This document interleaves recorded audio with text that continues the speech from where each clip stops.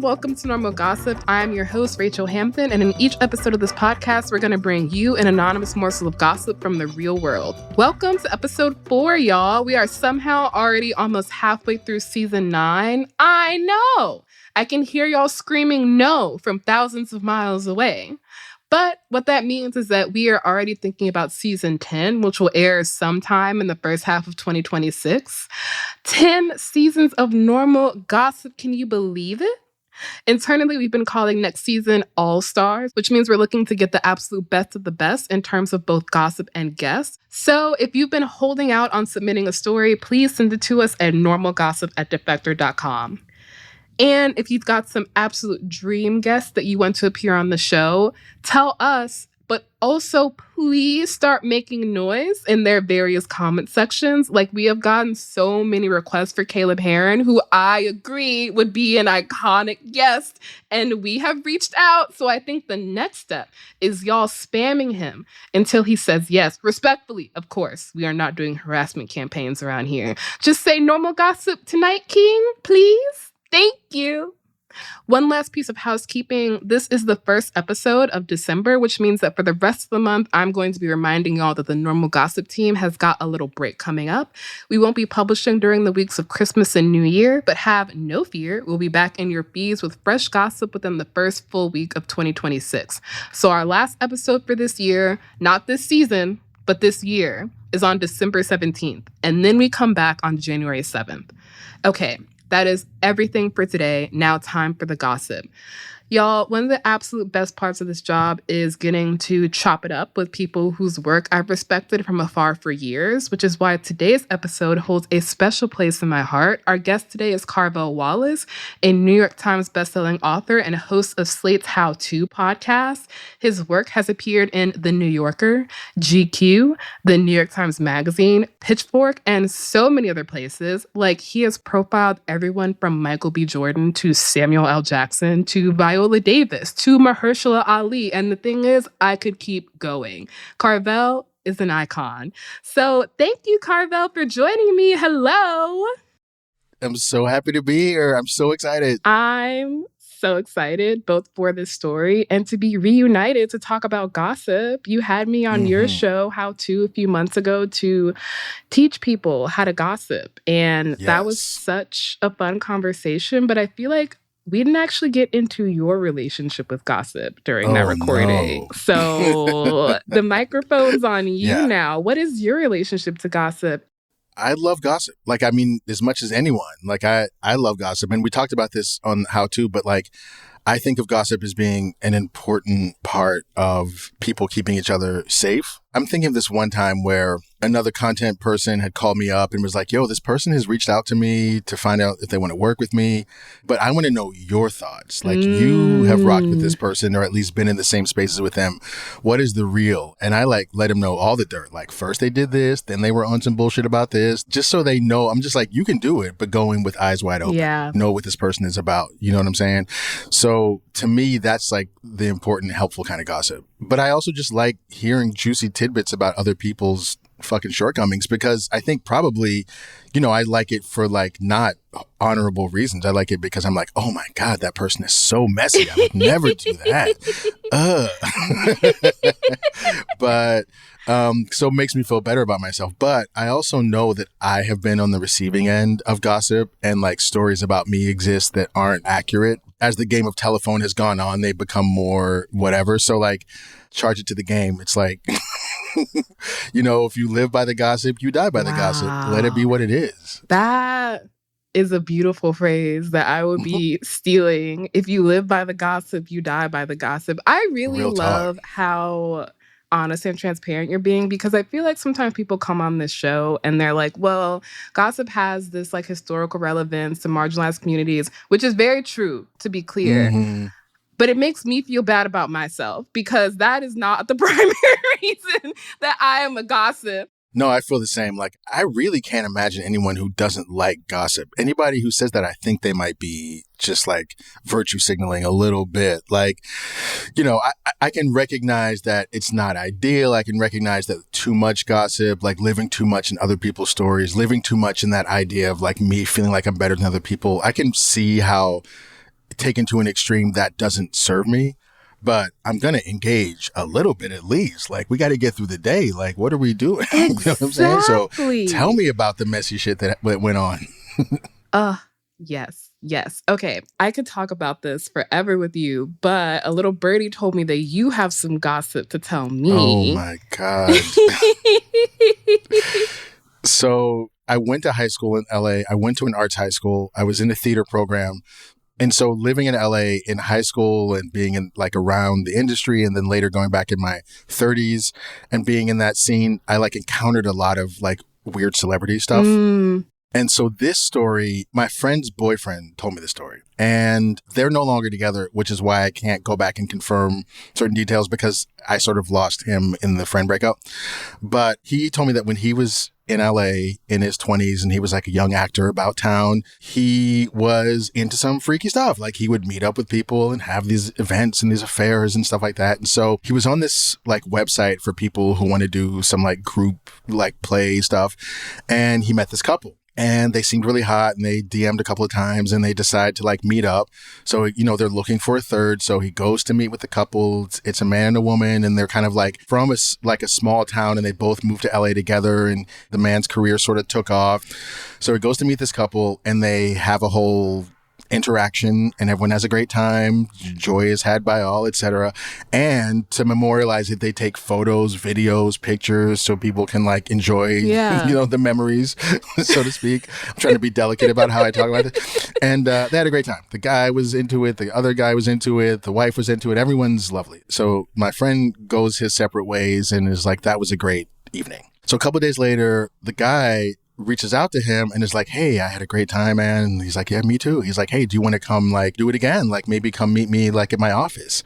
And so my friend is like, yeah, like that was cool. Like I was into our energy too, even within this threesome. So he goes to meet the guy at his office and he tells me that the guy was like a memorabilia collector. And so he had all this old Hollywood memorabilia. So they end up doing these sex acts in front of like whatever, like Humphrey Bogart's hat from Casablanca poster, like just totally like surreal experience. So he does, you know, him and this guy get into it. They're doing it. They're having a good time. And then at the end, after it's over, they're sitting and chatting in the afterglow. And the actor, he's like, listen, by the way, just don't tell my wife about this. And my friend's like, wait, what do you mean? He's like, well, she doesn't really want me to like play on the side, you know, so she's like not into that. And my friend is like, bro, what the fuck? Like, why would you invite me over under these circumstances and not tell me? Like, what? Like, I'm now complicit in your bullshit. Like, you know, and also, why would you do this to your wife? She's hella cool. Like, she's clearly into like all this type of stuff. She's down to clown. She just has one little rule and you need to break that rule. Like, you kind of suck. So my friend is starting to feel weird. And then here he is looking at like whatever, like this. You know what I mean? Yeah, like the mask from like some 1930s horror movie. And so he's like, yeah, he starts to feel a little ill at ease. So like, I got to go, man. I'm leaving. So they get dressed. The friend's walking him out down the hallway of his office. And then he notices that like there's all these like photographs of political figures like Richard Nixon, all these conservative figures. And so my friend is like, wait a second, are you like a conservative? He's like, oh yeah, I'm like a Republican. I'm a conservative. Like, you know what I mean? Like I believe in conservative values. I believe in the church. And my friend is like, what the fuck? Like in his mind. So he leaves, he's driving home down the freeway and he's turning this over and he's like, this guy sucks. Like he cheats on his wife. He's clearly a hypocrite, like blah, blah, blah. You know, and so like he kind of persevers on what to do about this for a while. And then he remembers that he has these photographs and these videos. And he has a friend who works at like a gossip magazine. And he's thinking about turning this stuff over. And he told me this story as it was happening. Yeah. And I don't know if he ever turned it over or not, but I know that he was really thinking about it. Like just being like, I'm going to out this guy. Like, I'm going to, you know, blow this guy up. Like I was waiting every day for it to be a scandal so I could be like, ha ha, that son of a bitch. But it never happened. But there's also the possibility that it didn't happen because the guy was like, even though it was like a working actor who made enough money to have a nice house where he did, he also like was not that big of a deal. Yeah. So it could just be that they got the pictures and were like, yeah, we don't care. We don't care that this like D-lister was like... They're like, call us back when you have Brad Pitt photos. Exactly. But I think about that story all the time. I can't figure out if I'm more weirded out by his need to break the boundary. Yes, that was also what I was focusing on. It's so illustrative of someone's personality when they have all this freedom and they choose to break the one rule that someone has, not because they feel like the rule is unfair. It doesn't even feel like it's a fairness thing. It's just because they want to test someone's boundary. And it's like, why do you feel the need to trespass on other people's boundaries when you have all this open space to do what you want? That's what I'm saying. It's so weird. And like, if that is a deal breaker for you, if you're like, listen, I've got to be able to get my little thing on the side, then you need to have that conversation. And like, if your partner is like, no, that's a deal breaker for me, then you've got to just be like, well, I think the deal is broken. Like, you've got to decide if you want this thing or if you want that thing. Wow. Carvell, I'm going to be thinking about that gossip forever. And if in 5 years, this person ends up on the front page of New York Post, please email me. I would love that. That would be so good. The way I'm going to be asking for this actor's name after this recording. But I have a story for you now. Oh, yes. Are you ready? I'm ready.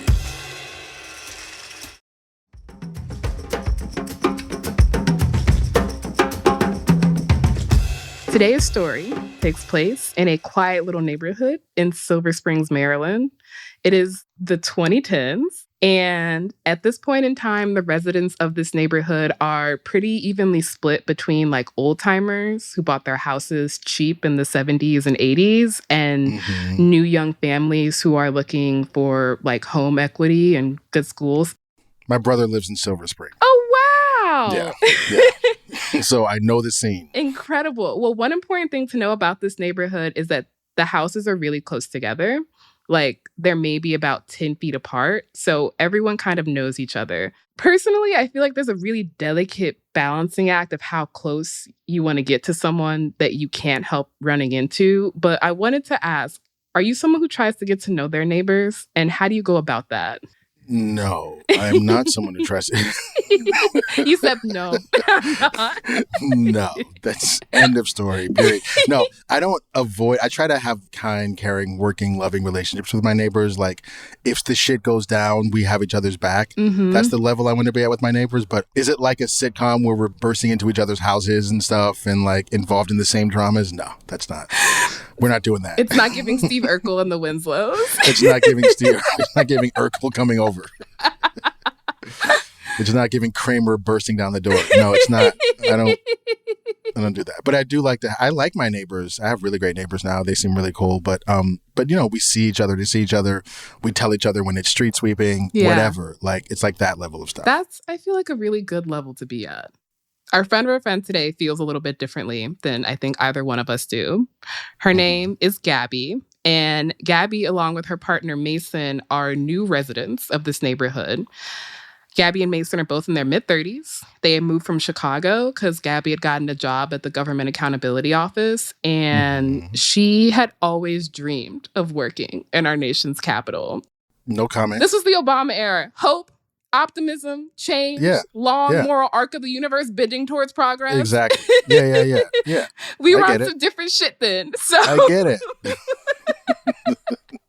Gabby is excited about working in DC, but she and Mason had also really loved their life in Chicago. Their apartment building, everyone knew them. Like, they had thrown them a surprise party to leave, like a surprise going away party. So Gabby and Mason are like, we know we won't be able to immediately replicate this dynamic when we move to our new neighborhood, but they have high hopes. It helps that their move goes really smoothly. All their stuff from Chicago arrives quickly and not broken, which I think is very rare for interstate moves. So they're settling in, they're unpacking, they're starting to scope out their neighbors, and it's only a couple days after their move that they are introduced to their most important neighbor, Ollie. Ollie is a dog. And the best way to describe Ollie is, have you ever seen a dog that just looks expensive? Yes. Oh, yes. How would you describe an expensive looking dog? They're judging you. You're like, you're a dog, but you seem like you think you're better than I am. Like you know what I mean? Like you're asking me if I belong in this neighborhood. Like why? Like I'm saying, like I have 2 legs, bro. Like I have opposable thumbs. Like I pay get taxes. a grip. You know? Yeah. Yeah, I pay taxes. Like why are you looking at me like that? Yeah, I know exactly what it is. Yeah. So this is the kind of dog Ollie is. Ollie belongs to Gabby and Mason's next door neighbors, and Ollie is a Tibetan Mastiff. Oh, huge, right? Exactly. Huge dog. Very expensive dog as well. Apparently in 2011, a purebred Tibetan Mastiff was sold for $1.5 million. Oh my God. Yeah. People are starving, but that's fine. Like, get yourself a $1.5 million dog. Mm-hmm. Be my guest. Don't feed anybody. No. Don't feed any children. Not at all. Get a dog. Get a dog. Yeah. Get a dog. Yeah. Exactly. Ollie did not cost that much, thankfully. But even on the cheaper end, Tibetan Mastiff puppies can run you upwards of $2,000, and I'm starting on the low end. And that is just the beginning. They've got a double coat, so they have to be groomed regularly. And traditionally, they're working dogs, which means that if you don't train them really well, aka spend more money on them, they can be really, really destructive. Yeah, right. Let's just say it's clear that Gabby Mason's neighbors spent more money on the little outfits that Ollie wears than they spent on his training. Okay, all right. I see where this is going. And listen, the outfits, they're really fucking cute. He's got a coat. He's got boots for when it rains. All of his clothes are monogrammed with his name. It's oh my God. So cute. What's less cute is when he breaks into Gabby and Mason's backyard to roll around in their trash. Or the fact that Tibetan Mastiffs are known to be a vocal breed of dog, especially at night. Oh, no. And Ollie's got lungs like Mariah Carey. I just imagine Ollie just hitting like whistle notes, doing hella runs, to be like, exactly. Exactly. You ate that is like Ollie. low-key. So he's always barking. Mailman barking. Squirrel barking. A particularly large leaf blowing in the wind barking. So you're new to the neighborhood. How do you handle your neighbor's very large but poorly trained dog? That's a shame. All that money and no home training. Yes. Exactly. Can't buy class. I mean, this is one of those questions where you have to understand the limits of your power. Yeah. Like, I'm not a dog trainer, so I don't know how to make the dog stop being that way. Yeah. So it's not within my power to do that. I'm definitely going to talk to my neighbors about it. Like, definitely. Yeah. They should know that this is a problem. This is an untenable situation. Part of the problem also is that Ollie is such a sweet dog. Like, they don't want to call animal control on him because he's so cute. And he's also really, really good with kids. Like, Gabby and Mason sometimes see the little kids in the neighborhood riding around on his massive back. Aww. Exactly. No, I didn't need that piece of information. Now I'm on Ollie's side. Now I'm like, get these people out of your way, Ollie. Sing, Ollie. So our friends just got here. They don't want to make a fuss. And they also very quickly figure out that Ollie's owners are older. Like, they're in their 60s or 70s. So Gabby and Mason are just like, Ollie is probably just too big for them to handle. Like, Tibetan Mastiffs can weigh up to 150 pounds. Yikes. Yeah. So the immediate term thing that Gabby and Mason decide to do is get a lock for their trash can. Sure.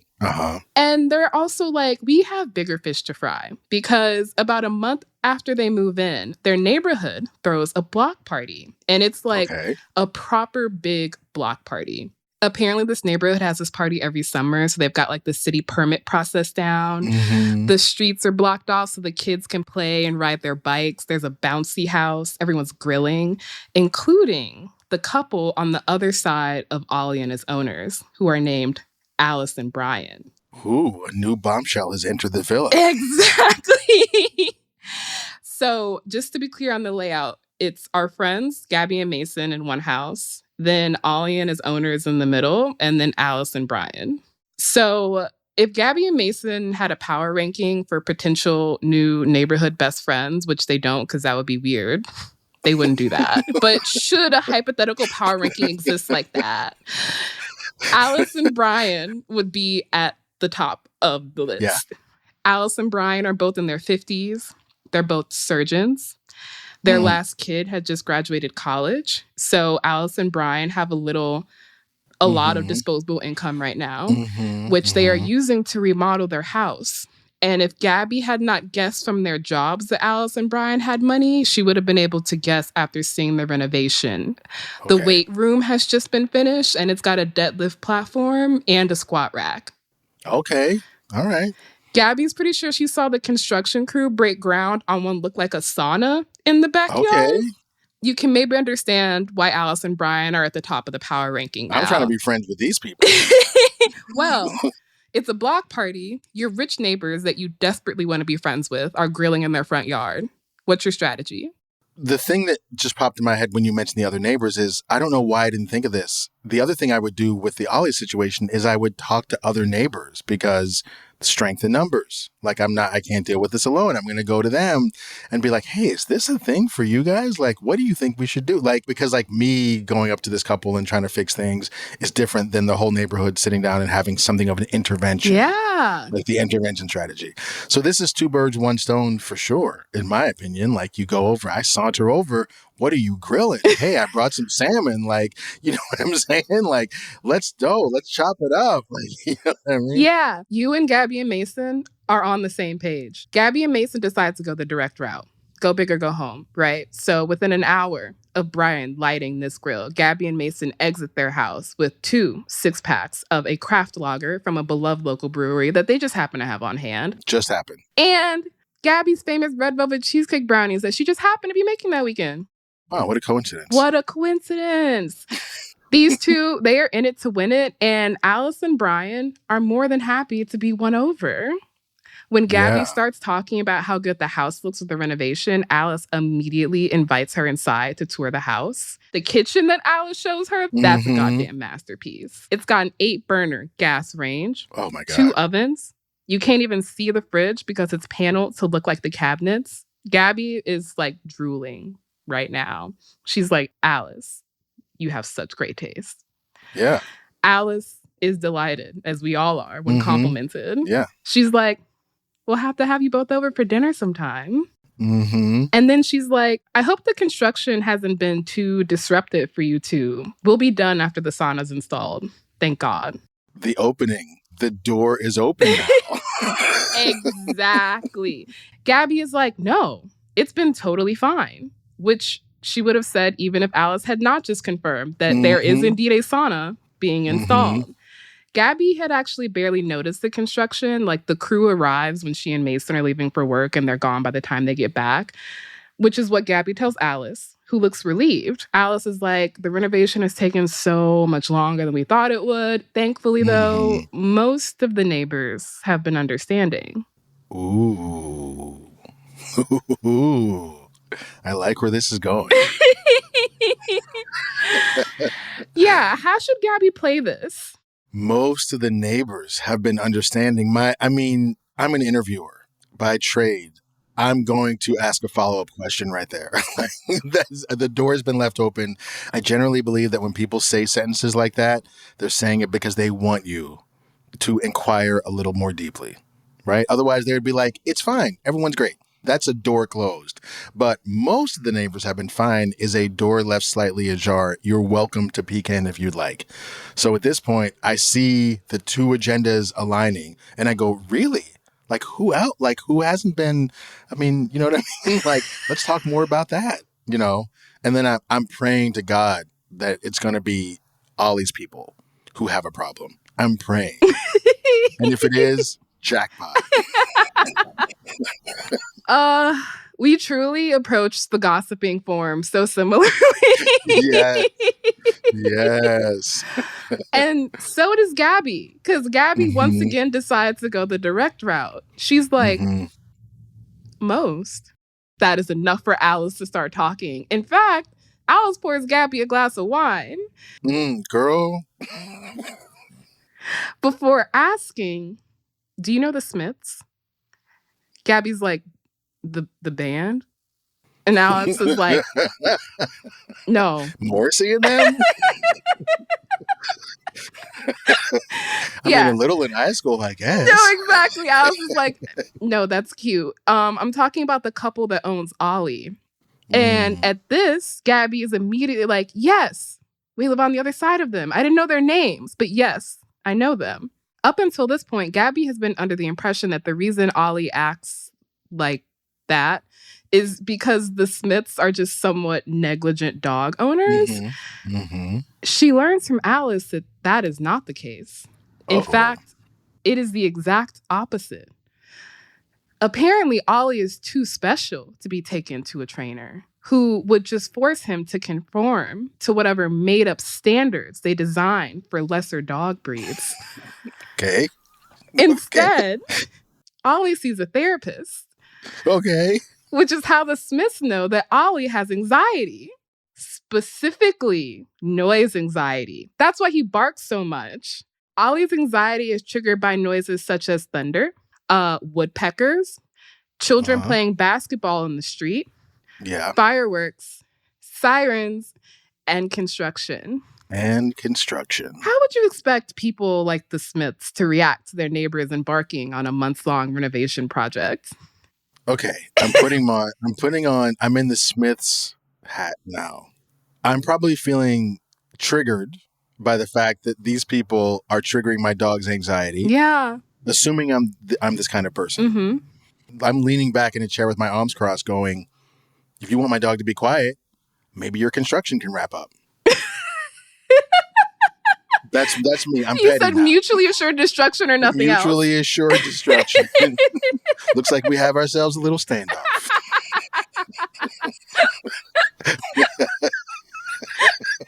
I love that you're playing both sides. Oh yeah, I have to. I'm a Libra, so it's you know what I'm saying. Okay, you know what I'm saying. So I'm gonna move from side to side. I'm gonna try to understand everybody's point of view. See where we're going. Let me see where these Smiths are at. Let me see what the world looks like from their point of view. That also explains why you're so good at gossiping. Okay. Yeah, Alice and Brian have been neighbors with the Smiths for over 2 decades at this point, which is more than long enough to guess that the Smiths and Ollie were going to be a problem. Yeah. So before they'd even started on their remodel, Alice and Brian made sure to alert all their neighbors about the construction crew who would be working between the hours of 8 a.m. and 3 p.m. The remodel was scheduled to last only a couple months, as long as everything stayed on schedule, which renovations are famously known to do.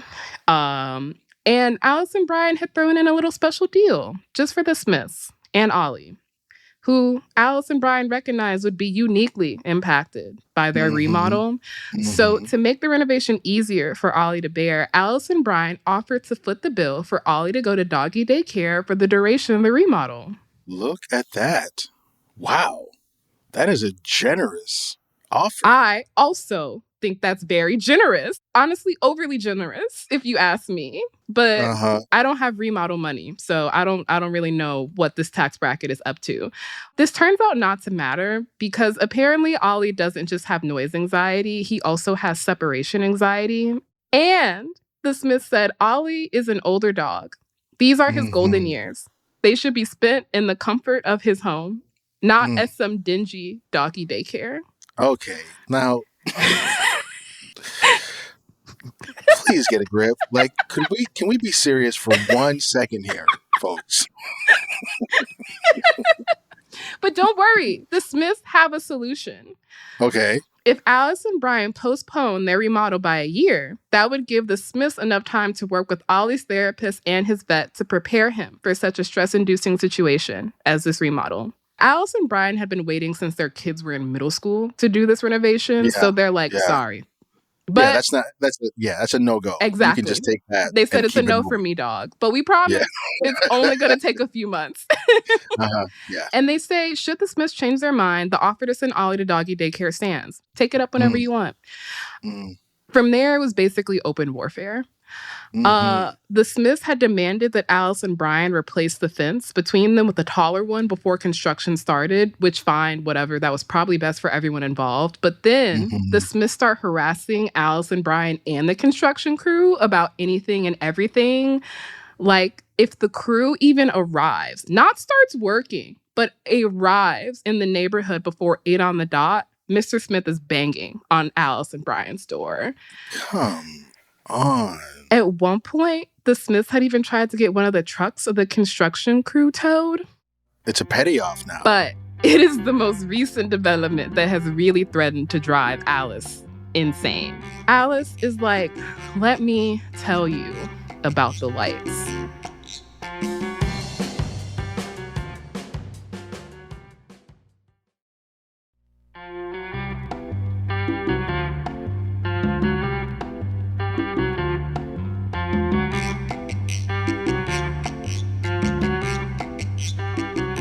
Gabby's like, wait, you mean the motion sensor lights? Because everyone in the neighborhood knows about these lights on the Smith's house. Yeah. They are bright as hell, like as bright as the headlights on new cars. Yeah. And they're motion activated. So they're not even on consistently. They just go on and off all night. Yeah, like any chipmunk.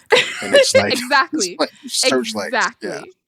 The Smiths had them installed just before Gabby and Mason had moved in.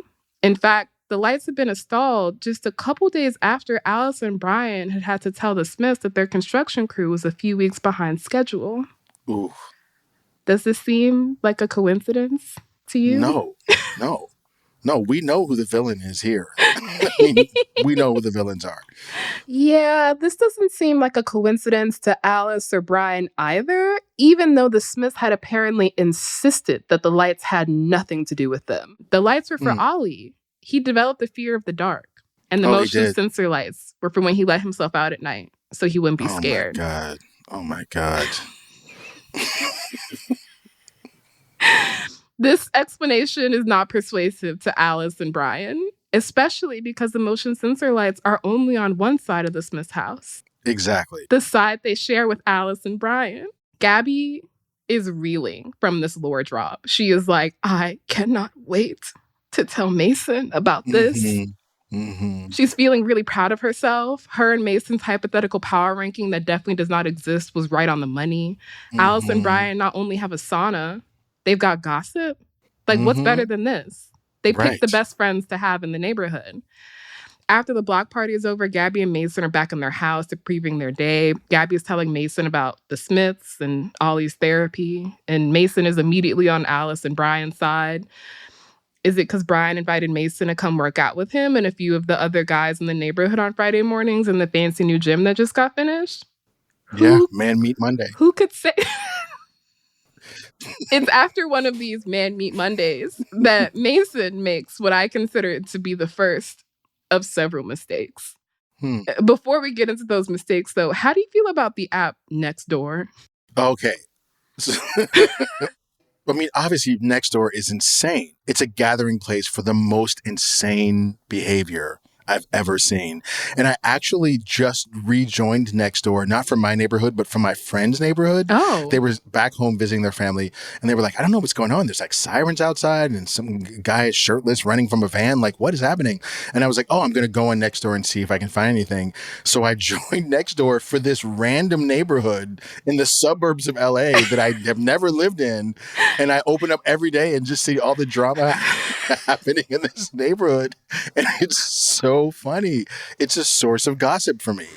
It is. I downloaded Nextdoor for the first time once last year because I kept seeing these two dogs in my neighborhood that just didn't have collars. And I live in Brooklyn. And I'm like, whose dogs are these? And Nextdoor was fucking useless. Let me tell you. Oh my God. I got no help. And they still send me email notifications to this day. I'm like, every day. No, it's really crazy. I am told that in the early days of Nextdoor, like it launched in 2011, I'm told it was far more useful and like less cop adjacent back then. I was on it in 2011, in 2012. Like I was on it right when it opened. And no, it was immediately was there. Well, then there's no justification for why our friend Mason decides to volunteer to help moderate this neighborhood's Nextdoor page. Mason. I get it. He's trying to like be of service. You can't see the face I made. I know. I was like, our listeners did not see the face you just made. See that face. Well, also one of the guys who comes to Brian's Man Meet Mondays is a moderator of the Nextdoor page. And he seems really cool. And also, Mason really wants to impress Brian. And Brian is so community-minded. You know, you can tell because he lets Mason use his gym. Mason volunteers to moderate the neighborhood next door page. This is mistake number 1. And to Mason's credit, he figures this out pretty quickly. This next door page, like most of them, has staffing issues. As soon as they get one person to volunteer, someone else quits, probably because the work is both thankless and unpaid. Yes. Mason even tries to get Gabby to join him, and she just laughs in his face. So Mason decides to ask for volunteers on the next door page, and as luck would have it, exactly one person responds. Oh my God. Can you guess who it is? I don't know which one of the Smiths, but it's one of the Smiths. Correct. Yeah. It's Mrs. Smith, the enemy of Mason's new best friend, Brian. Mm-hmm. And this is maybe why Mason makes mistake number 2. And I'm going to be honest, what happens next is absolutely wild, even to me. Wow. Mason decides to respond to Mrs. Smith. And he writes, "I appreciate your offer to volunteer, especially since no one else has. However, we are looking for impartial volunteers to act as moderators, and households involved in conflict in the neighborhood will not be accepted. I'm going to have to decline your help." Oh my God. Political awareness 0 in this guy. What? I know. Like, just think a move ahead, Mason. Just one move ahead. This is truly cuckoo bananas to me. The response you just had is exactly the response that Gabby had when Mason tells her that he did this. Gabby's like, why? A, what the fuck is wrong with you? B, why the fuck didn't you tell me? Oh my God. C, did she reply? What did she say? Mason's like, she offered to stop by to talk this over in person. She's coming over with guns. He's going to get jumped. Mason's about to get jumped by an old lady. Before Mason could even reply, there was a knock on the front door. She ran over there. Mason's like, I turned all the lights off and hid in the basement.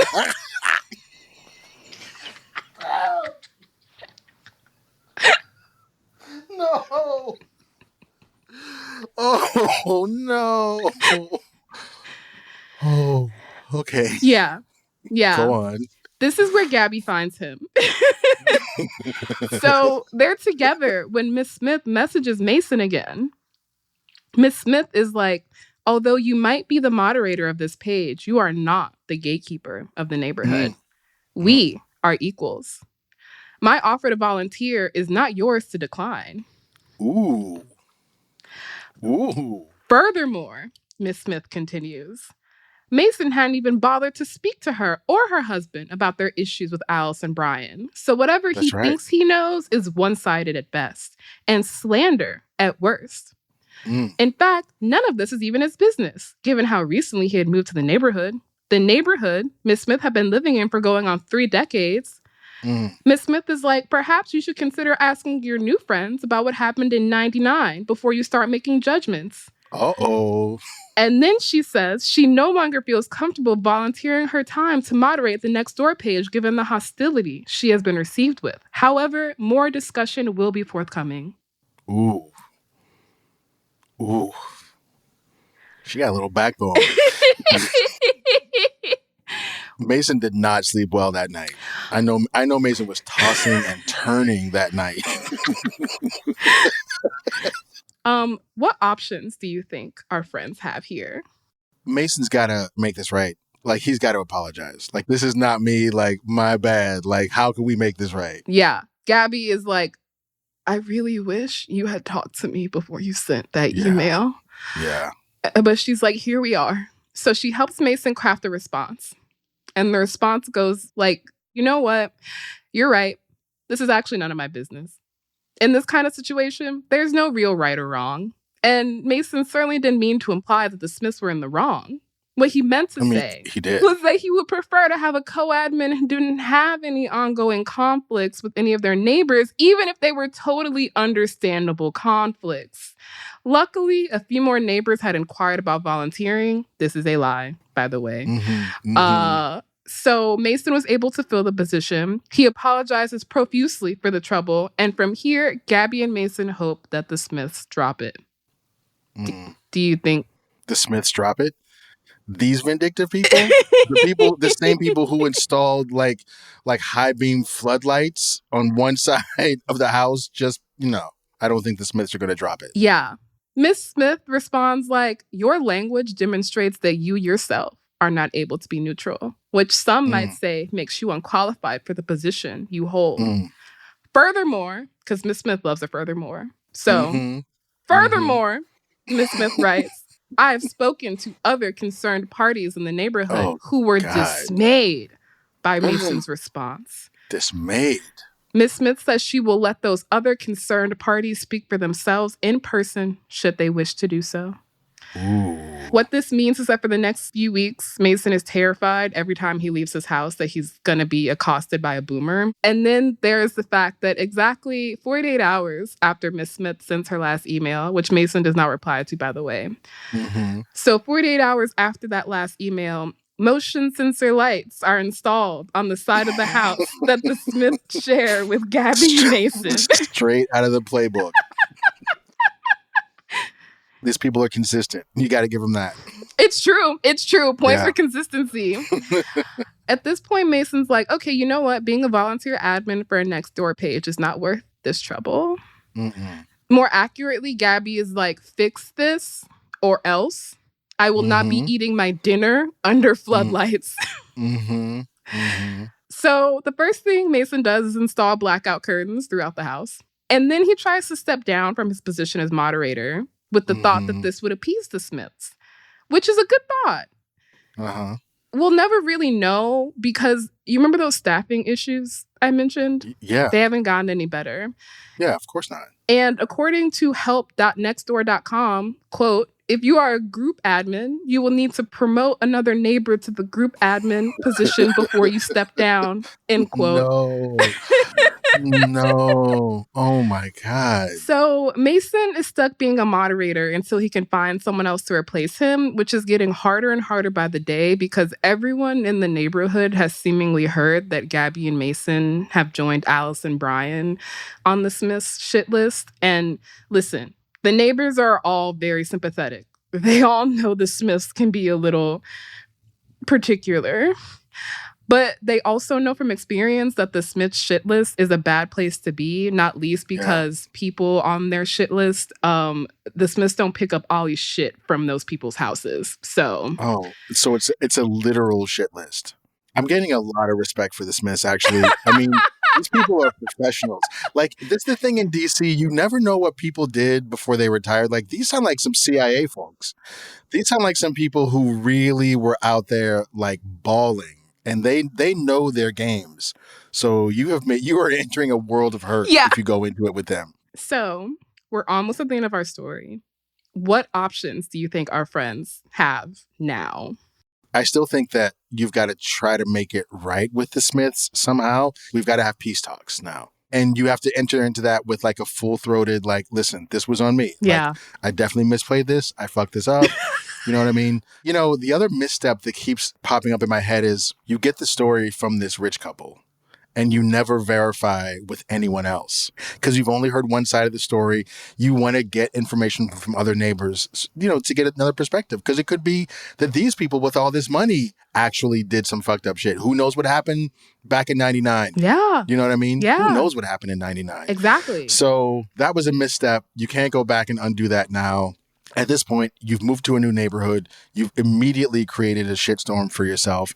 You have to just kind of like weather it as best you can, but you want to see if you can't make some kind of like halfway amends to these people and be like, look, I'm sorry about this. This has clearly gotten out of hand. What can we do to make this right? Yeah. I said that Mason's first mistake was volunteering for the Nextdoor page, but I do think you're right that their first mistake was actually just trusting what Alice and Brian told them. Yeah. Yeah. Well, about a month after the Smiths installed their second set of lights, something happens that literally no one in this story, not Gabby or Mason, Alice or Brian, or even the Smiths could have guessed. An unexpected hero comes to the rescue. Oh. Ollie. Go on. I'm at the edge of my seat. So those bright-ass lights that the Smiths installed, which let me remind you, allegedly installed specifically for this dog, actually caused Ollie to develop a light sensitivity. Like, he starts barking every time a light gets turned on, whether it's inside the house or out, like a pair of headlights, the oven light, a candle, barking. I think Ollie's the real villain here. Like, like you can give all the kids all the rides you want. Like, you, sir, are the problem. Gabby and Mason find this out because Miss Smith posts on Nextdoor because not only is she uninstalling her motion sensor lights, she is also demanding that her neighbors use only yellow light bulbs going forward because Ollie's therapist says that warm light is soothing to him. Of course, yes, by all means. Yeah. Her neighbors who have been subjected to floodlights for going on 5 months at this point are all like, unless you're paying for all my new light bulbs, you can fuck off. Yeah. Yes.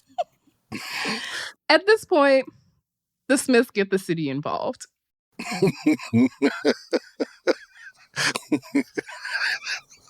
I just love the city coming in and being like, wait, what now? No, exactly.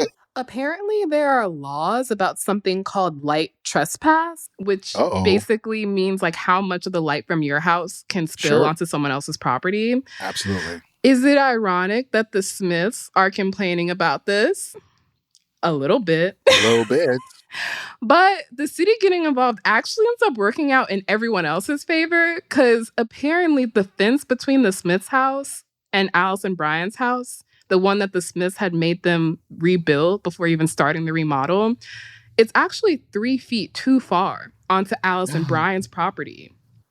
Oh my God. Which means that legally, Alice and Brian could force the Smiths to rebuild the fence, which would also make Ollie's yard smaller. Oh my God. Yeah, the Smiths dropped the lighting issue immediately.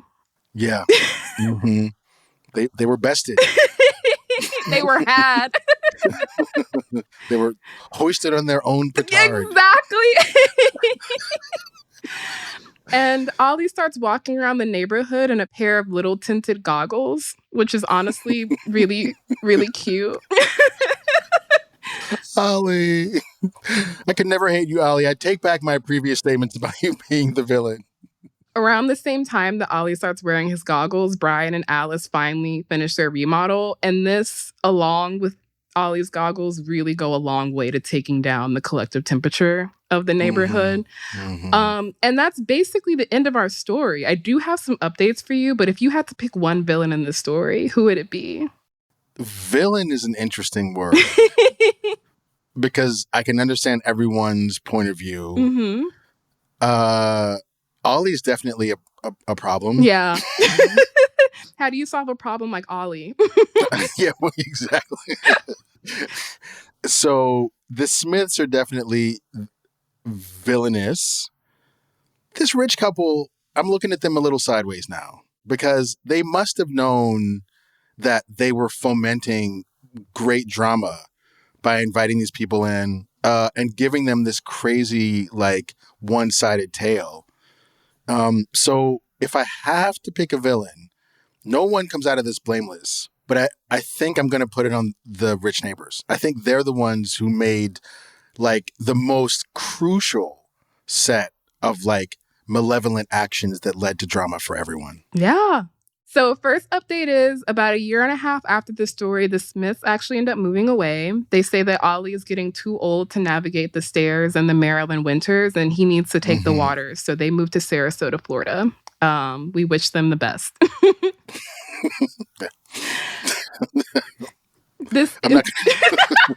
No comment. I don't want to offend any of the Florida listeners. This entire saga does end up being the beginning to a long and beautiful friendship between Gabby and Mason and Brian and Alice. They spend many winter afternoons hanging out in the sauna. And on one of these afternoons, Gabby and Mason finally get the courage to ask Brian and Alice about what had happened in 1999.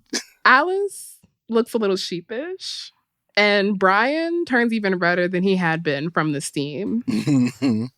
Apparently in 99, when Alice and Brian had 3 kids in the house and were working insane hours at the hospital, they had gotten a little lax about upkeeping their backyard. And a tree that the Smiths had been complaining about for years got blown over in a storm right into the Smiths' living room window. What? Alice and Brian were a little stingier about money then. They had 3 kids to put through college, so they wound up in court. Obviously the Smiths won. And that's the beginning of the feud. And that's the end of our story. Wow. They left that detail out. They didn't tell that part. Gossip is about what you leave out as much as what you include. They clearly left this out. This would have been a very important detail to tell someone as you're trying to get them like up to speed on the relationship, to completely leave out an entire court case and lawsuit that you lost. That's sus. This is sus behavior. So I was right. My instincts that there was something off about this rich couple and the way that they immediately told you this story that just so happens to make them the hapless victims of these heartless people next door. This is, question marks. Carvell, thank you so much. That was such a great story. I love that Ollie came back and was the hero. It's a real Chekhov's gun situation. You showed us this dog at the beginning, and then in Act 3, here he comes to the rescue. This is beautiful. This is so well done. His anxiety, his sensitivities, they're actually what bring us all together. They're what bring us all together.